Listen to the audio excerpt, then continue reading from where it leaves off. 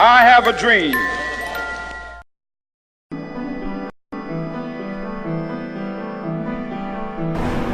Tak to je taká, no tá hra je absurdným kolobehom, povedal by som, takého korupčného príbehu a o tom, ako sa pravda neustále naberá rozličné podoby, ako sa v konečnom dôsledku v politickom a takom policajnom svete stráca. Poviem,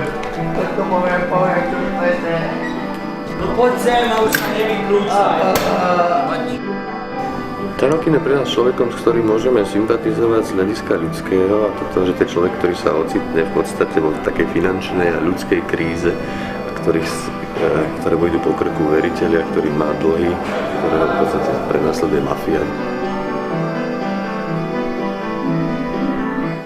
Potrebuje oslobodiť sa z toho mechanizmu a potom, ako sa ten mechanizmus, ktorý človek raz prští, v konečnom dôsledku vráti zase naspäť, aby udrel na toho človeka späť. Myslím, že to je taká základná pôdoristej tematiky.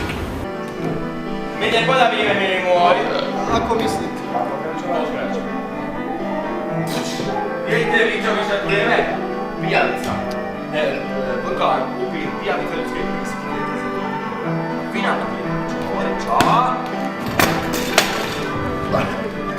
No my sme si tú hru vybrali v čase, kedy práve u nás na Slovensku bolo v politickom svete množstvo malých chaos, ktoré vlastne doteraz zostane nedoriešené, množstvo odpočúvaní, množstvo nálezov všelijakých listov. Čo je na jednej strane desivé, a na druhej strane, a s tým pracuje aj Kobylen, myslím, vo svojej hre, na druhej strane aj komické a vtipné, ak sa človek na to pozrie z určitého odstupu. Obecne tých 5,5 milióna ľudí a ich kolektívny sen, tak na to určite neviem odpovedať. No ten sen sa vždy zjaví tesne predtým, ako sú majstrovstvá sveta hokeja napríklad.